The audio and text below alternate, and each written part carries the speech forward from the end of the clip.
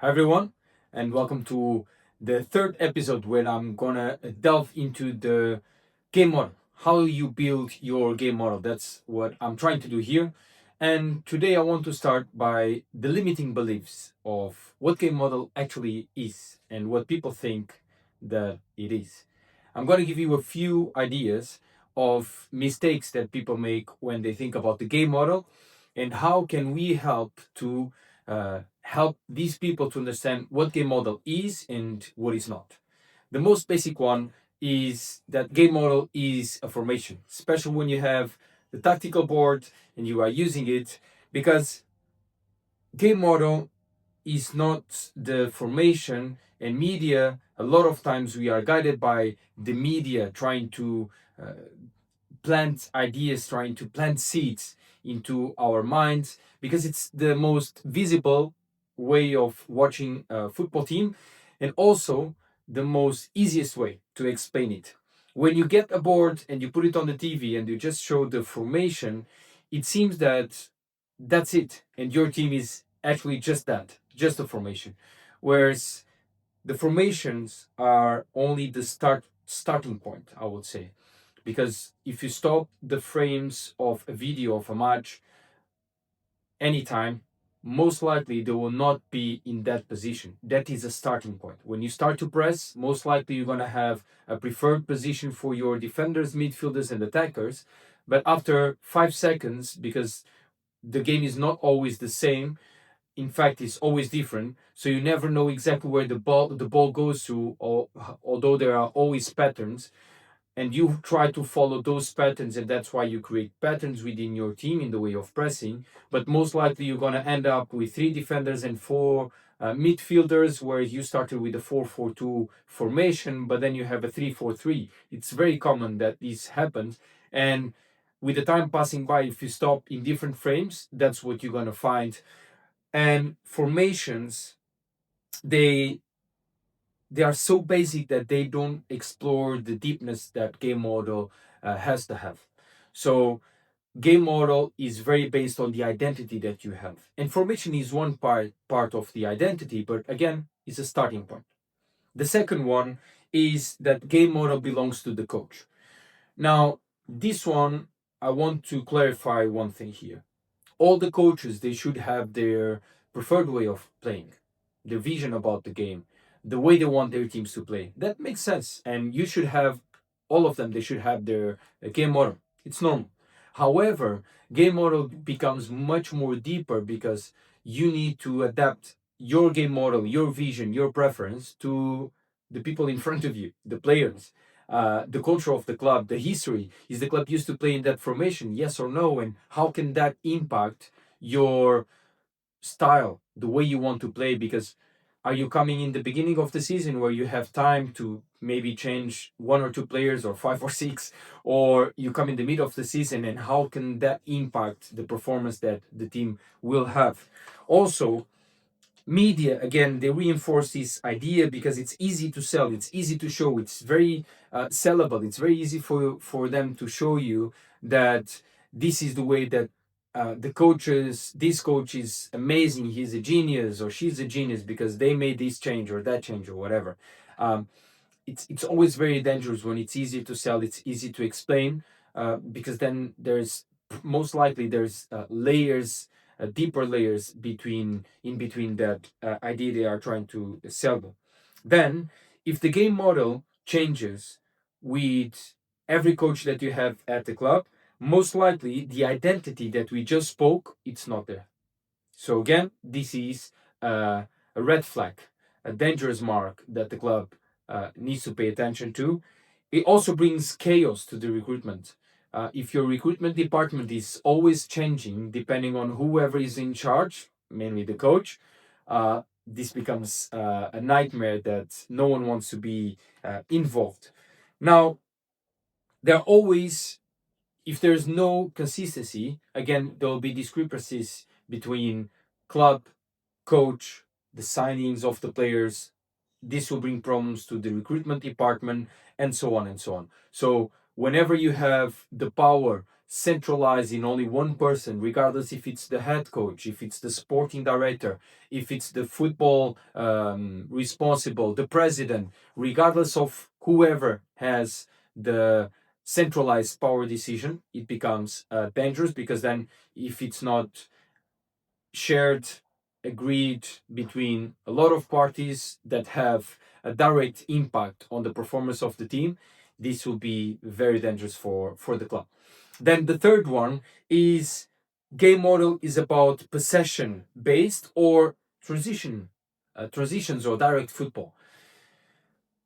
Again, game model is much more deeper than that. It goes deeper than that, and you need to understand that as a coach, you need to prepare your team to all the game moments. If you are preparing only for, and this is a criticism, a critic that I do a lot of times to Roberto Martinez in Portugal, you cannot see, you cannot envision the game in only one or two moments. You need to see the game in all the moments that there are. Most common, we're going to say that there are 5 moments, which is the organization offensive and defensive, and then the transition offensive and defensive, and then the set pieces. Normally these are the 5 moments that we discuss when we are talking about the moments of the game. If you are just planting your team, if you are just planting the seeds for them to be comfortable, for them to be competent, for them to have a good performance when you have the ball in offensive organization, that means that most likely they will not be ready for all the other 4. Or if you're only concerned about 2 or 3, then there are again 2 or 3 remaining for you to work on. So game model must be much deeper than this. This is very basic. This is just, the tip of the top of the iceberg. There's a lot more layers behind it, and we need to delve into that. And that's why I'm doing this, because you need to understand that the game model, it should express, patterns, recognizable behavioral patterns that you have within your team, and that's why training sessions exist. And they need to clarify the path. They need to clarify the player's mind according to different elements. And those elements are always a ball, where the ball is, where the opponents are, so where the opposition is, because we don't play alone. Where's the space? How much space and time do I have to make a decision? So there's a lot more layers that you need to apply when you're thinking about the game model. And that's why I was speaking before about the different scenarios that you need to create within the training session, because in the game they'll always be different, starting by the pressure. And that pressure will limit the vision that the player has about the moment. In the training sessions, they'll be comfortable, they know their teammates, the environment is way more comfortable, so they, even a 5 seconds will seem a 5 seconds moment in the match. A 5 seconds moment will seem like a 1 second, because everything goes, the pace is completely different, and they are more nervous, more anxious, and that will become much more difficult for them to then be comfortable with their decision, comfortable with the moment. And that's why you want the decision making to be easy, and that's why you create patterns within your team, so that they can recognize the situation and act accordingly to what your plan. Then the fourth one, and this is only the last one that I'll give you today. The fourth one is that the game model is the same at all levels. Now, this is not only a big mistake in theory, but is a big disappointment in reality if you follow this. Why? Because it's very different if you are working in youth football in comparison to adults. Then within adults, it's very different if you are working in a 5th division, 6th division, or you are working in the 1st division, top division, Champions League. It's very, very different, because the perception of the players, the knowledge that the players have from football, it's very, very different. And the pace that they can learn things, again, is different. That's why some of them are in top level and some of them are not at top level. Now, if we're talking about youth, now this is a big mistake, because again, if you are trying to replicate whatever you're doing with adults in kids, they don't have the same capacity to learn. They don't have the same pace of learning. And when you're talking about boys and girls, or men and women, again, their perception is going to be different. Adults, women cannot have physically the same performance that the men's can. either, and this happens in all sports, football, gymnastics, athletics, whatever you call it, the performance, the physical performances are not the same. Again, if we are talking about, let's say, a 12 years old, a 12 years old boy is not the same, does not have the same capacity to learn, the same, even the interest to learn, than a girl, the girls have within the same age group. And you can talk about this with whoever coach you want that already experienced working with boys and girls at those ages. They are completely different, and that's why there might be, you might have boys that are starting to have a little bit more, getting stronger, and they want to impose their body, whereas girls, they are way more interested in the way that football works and how they need to be positioned, the first touch, why they want to know the why. The boys are much more, they want to play, compete, show that they are strong, the teenage years are coming, so they want to show that they are becoming big. So there's a lot of things going on, and it's completely different. So don't make these mistakes. You've seen from this video that a lot of things that I'm speaking, they are related to the simplicity of things. There's always a theory behind everything that you try to implement.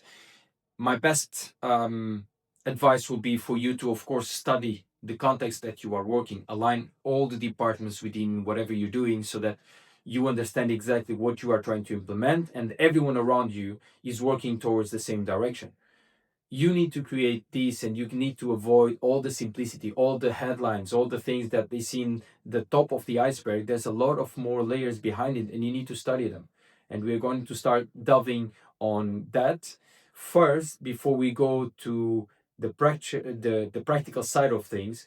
I also want to implement or speak about the implementation of tactical periodization within, and the impact that principle, that theory had on football as we know it today. So that will be for the next episode, and I'll see you there.